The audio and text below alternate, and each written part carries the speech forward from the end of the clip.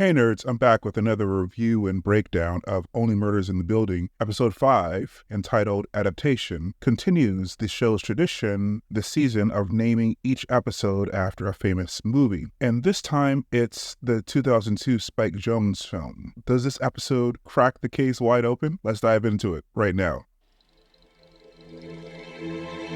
Welcome back to the Nerd Social. I'm Nathan. As always, if you want to jump ahead of this intro to my analysis or rating, see the chapter links below. So, this is the 5th episode of Season 4. Should be posted on September 23rd. Things are heating up, and the trio is finally starting to piece together the clues. But does this episode make the case? Let's find out. The spoiler-free logline for this episode is, in Adaptation, the trio face off against a collection of individuals who deceive, manipulate, and threaten as second nature. A Hollywood cast and crew. So this episode is directed by Jessica Yu and written by J.J. Philippin and Ella Robinson Brooks. This episode keeps the momentum going with its unique framing device and clever tie-ins to the episode's title. The pacing feels right, and the mix of quirky humor and tension worked well, as always. And keeping with what I've been doing over the last couple weeks, I'm going to go over some of the cast members who aren't in the main cast if they showed up in the previous weeks.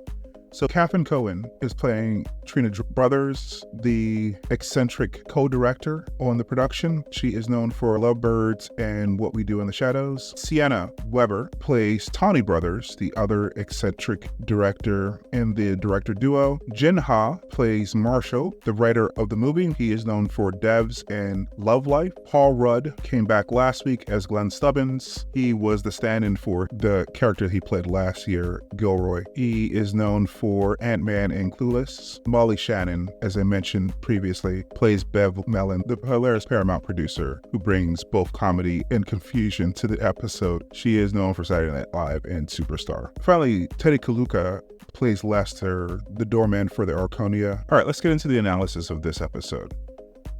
So, episode 5 of season 4 keeps up the strong momentum of the season so far, though it doesn't introduce many new clues. Instead, the episode focuses on rearranging the clues that the trio already has, which makes for an intriguing look into their process. The title Adaptation isn't just a nod to the movie, it's a reflection on how the trio must adjust their thinking as they try to make sense of the case. One of the most interesting aspects of the episode is its framing device, which ties directly into the episode's title. As the trio analyzes how the murder happened, the way they adapt their theories mirrors the concept of adaptation itself. The introduction to the production crew is also fascinating, especially given the shocking way episode 4 ended. Molly Shannon as Bev Mellon shines in this episode, bringing her signature chaotic energy. Unlike in episode 3, the actors in this episode aren't as annoying because they're used more sparingly. The quirky Hollywood crew characters fit the tone of the show perfectly, with some hilarious moments sprinkled throughout. While the murder investigation is the main plot, the subplots in this episode continue to add depth to the characters. Mabel is still dealing with her career confidence issues, which also ties into the idea of adapting and finding one's path. Oliver's jealousy and paranoia about his relationship with Loretta, played by Meryl Streep, grow, creating some great character moments and some hilarity, which balance the mystery with personal drama. As always, Only Murders in the Building delivers on quirky humor. Members of the production crew provide a lot of that in this episode, and the interplay between the main trio continues to be a highlight. The show's trademark mix of humor and suspense keeps the tone light while also raising the stakes.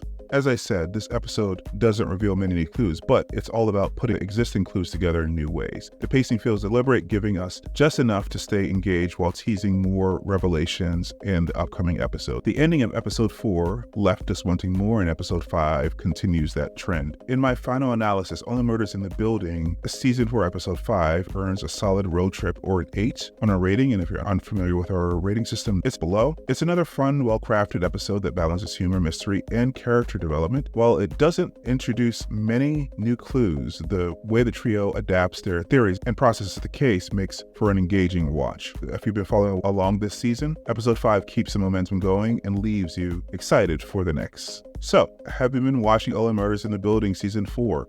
What did you think of episode 5's twists in humor? Share your thoughts in the comments below. If you enjoyed this review, don't forget to like and share, and subscribe for more in-depth analysis of film and TV. See you in the next one, guys. Bye.